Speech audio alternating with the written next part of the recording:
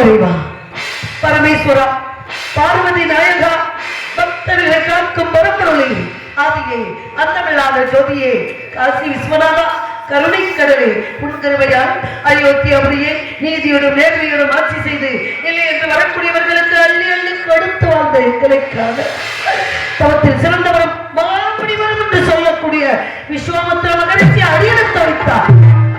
நாட்டு மக்களுக்கு பொன்பொருளை வாரி வழங்கிக் கொண்டிருந்த எனது மன்னவரும் நான் மற்ற மகன் லோகிதாசனும் இந்த சந்திரமதியும் எழுந்தோடி அவர் பாதம் பணிந்து வாருங்கள் சுவாமி, வந்த நோக்கத்தை கொடுங்கள் சாமி என்று கேட்டறிந்தார். நான் இழக்க வைத்தார், நகர் இழக்க வைத்தார், நாயகனை பிரித்தார், வேதிற்கு அறிவுபடுத்தி ஒழுக்கை பார்க்கின்றாயே. யாருக்கு என்னமா தீங்கிழைத்தோம், இவருக்கு என்னமா தீங்கிழைத்தோம், குளியை உரித்தோமா, குளிகளுக்கு அளித்தோமா, இல்லை என்று வந்தவரை பின்னே போய் என்று சொன்னோமா? எல்லோரையும் பெற்று வாழ வேண்டும் என்பதை தவிர எந்த நோக்கமும் இல்லாத எங்களுக்கு ஏனம்மா துன்பத்தை என் துயரத்தை கொடுத்துக் கொண்டிருக்கின்றாய் பராசக்தி? அதிகாலை இருந்து சென்ற என் மகள் லோகிதாசன் அசலாத்து மைந்தர்களுடன் அந்திப்பொழுதாகி என் பிள்ளை வராமல் ஐயரகத்திலே வீட்டு வேலைகளை அப்படியே போட்டுவிட்டு என் பிள்ளை காணாமல் தேடி வந்திருக்கின்றேன் தாயே. மேலவனாக சென்ற அசலாத்து மைந்தர்களுக்கும் நான் பெற்ற மகன் லோகிதாசனுக்கும் என்ன நாட்டு மக்களுக்கும் என்னை சார்ந்தவர்களுக்கும் இந்த சந்திரவதி ஆகிய எனக்கும் நீ நான் அருள் பாலிக்க வேண்டும் தாயே பராசக்தி. சந்திரமதியாக இருக்கும் சகோதரி மதுரை மேகலா அவர்களுக்கு கிராமத்தின் சார்பாக இந்த பொன்னாடை ஊற்றி கௌரவிக்கிறோம். வரதபாண்டியர் பாடல் பாடியதற்காக எனக்கு அன்பளிப்படுத்த எனதருமை மாமாவி தங்கவேல் அவர்களுக்கும் சித்தப்பாவி தினகரன் அவர்களுக்கும் எனது மனமார்ந்த நன்றி. என் சார்பாக இசைக்கலைஞர்கள் அனைவருக்கும் 100 அன்பளிப்பாக அளிக்கிறேன்.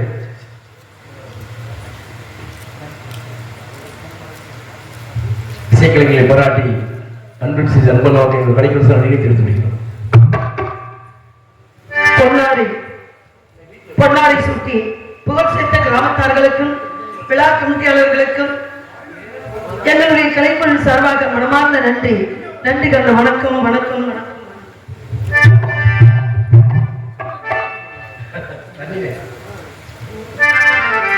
இன்னும் பாராமோகம் ஏனம்மா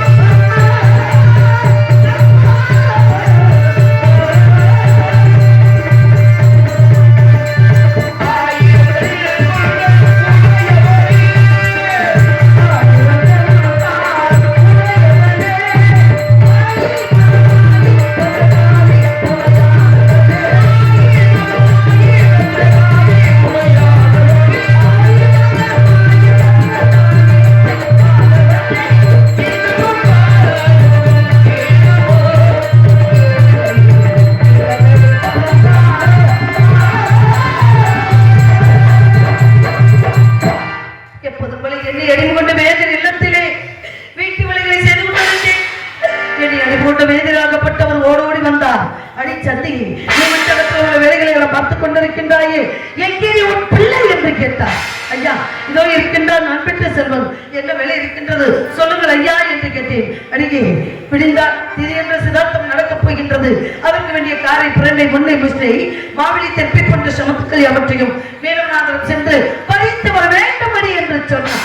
ஐயா நான் பெற்ற மகன் காண்பது போன்ற இடங்களுக்கெல்லாம் சென்றது இல்லை. தெற்பை என்று என்னவென்று அறியாத என் பிள்ளை எப்படி ஐயா சேகரித்து வருவான் என்று கேட்டேன். அடி சத்தி எதிர்த்து பேசிக் கொண்டிருக்கின்றார். நீ எதிர்த்து பேசுவதற்காக விளைவாத்து உன்னை வாங்கினோம். என்னுடைய கட்டளை அங்கே உன் மகன் காண செல்ல வேண்டும், அகத்துள்ள விலையில நாம் நீர் பார்க்க வேண்டும், உன் மகனை போய் வர சொல்லு என்று சொல்லிவிட்டார். நான் பெற்ற மகன் என்ன செய்தான்? அம்மா தாத்தா அவங்களை ஏசிக்கொண்டு பேசிக்கொண்டு இருக்கிறார்கள் அம்மா, எனக்கு பயமாக இருக்கிறது அம்மா, நான் என்னம்மா செய்ய, எனக்கு அம்மா தாத்தா ஏசி பேசிக் கொண்டிருக்கிறார் என்று கேட்டார். அப்பா உண்ண உணவு உடுத்த உடை இறங்க இருக்கிற பொறுத்து காத்துக் கொண்டு இருக்கின்றார்கள். ஒரு நேரத்திலே உன் தந்தையாகப்பட்டவர் நம்ம என்ன செய்தார்? விலையோ விலை விலையோ விலை என்று நம்மை விலை கூறி வரும்பொழுது நம்மை வாங்குவதற்கு இந்த உலகத்தில் யாரிடமும் பொண்ணும் இல்லை பொருளும் இல்லை மகனே. ஐயராகப்பட்டவர் விலைக்கு வாங்கி நம்மளை காத்துக் கொண்டு இருக்கிறார் மகனே. அவர் விட்ட கட்டளை நம்ம செய்வது கடமை இல்லவா மகனே என்று நான் பெற்ற மகனுக்கு ஆறுதல் சொன்னேன். எப்படி என் பிள்ளைக்கு ஆறுதல் சொன்னேன்?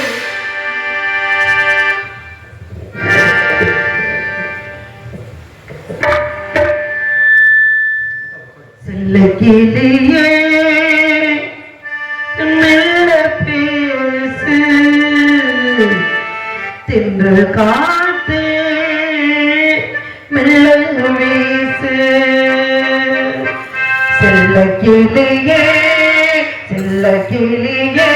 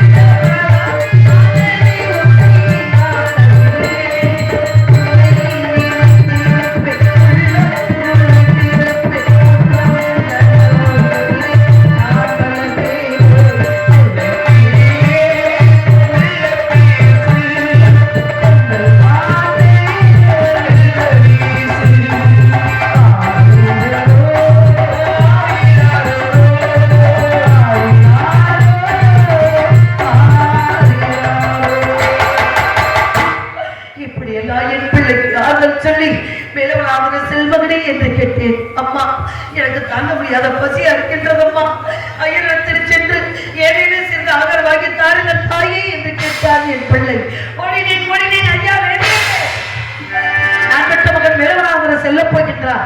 அவனுக்கு தாங்க முடியாத பசியா இருக்கின்றது ஐயா, கொஞ்சம் சாதம் கொடுங்கள் ஐயா, கொஞ்சம் உணவு தாருங்கள் ஐயா என்று என் பிள்ளையிடம் என் பிள்ளைக்காக ஐயனிடத்தில் மன்னாடி கேட்டேன். ஐயோ, உன் மகனுக்கு உணவு இல்லை, விழித்தால் உனக்கு தெரியாதா? சிதார்த்தன் நடக்கும் வரை, அவன் முடியும் வரை யாருக்கு அன்னம் கிடையாது, ஆகாரம் கிடையாது. உன் மகனை பட்டணியாக போய் வர சொல்லுங்கள் என்று சொன்னார். ஐயா, நான் பெற்ற மகன் பசி பொறுக்க மாட்டான் ஐயா. அவனுக்கு உணவு இல்லை என்றால் பரவாயில்லை, அந்த உணவு வடித்த தண்ணீராவது தாருங்கள் ஐயா என் பிள்ளைக்கு. அதை எழுந்து கொண்டு அவன் விலகலாதில் சென்று செப்பை அவற்றை சேகரித்து வருவான் என்று கேட்டேன். அடி சட்டி, உன் மகனுக்கு பசி எடுத்தால், உன் மகனுக்கு தாகம் எடுத்தால் மேலவனாந்திரம் செல்லும் வழியில் ஓடுகிற கங்கை ஒன்று இருக்கின்றது. அந்த கங்கையிலே 3 கை தண்ணி மாத்திரம் மறந்த சொல்லறி என்று சொல்லிவிட்டான். நான் என்ன வேண்டும்? நான் பெற்ற மகனை எப்படி எல்லாம் பெற்று வளர்த்து அவனை கிடைக்காமல் எறும்பு கிடைக்காமல் என் பிள்ளையை வைத்திருந்தேன். அந்த கல்லு முள்ளு காடும் நிறைந்த காட்டிலே, அந்த காரணத்திலே என் பிள்ளை தெப்பை சேகரிக்க முடியாமல் என்ன பாடுபடுகிறானோ தெரியவில்லையே. நான் பெற்ற மகன் பசிக்குது என்று கேட்டு ஒரு பிடி சாதம் தர முடியாத பாயாகிவிட்டேன். நான் என்ன செய்வேன்? தாலாட்டும்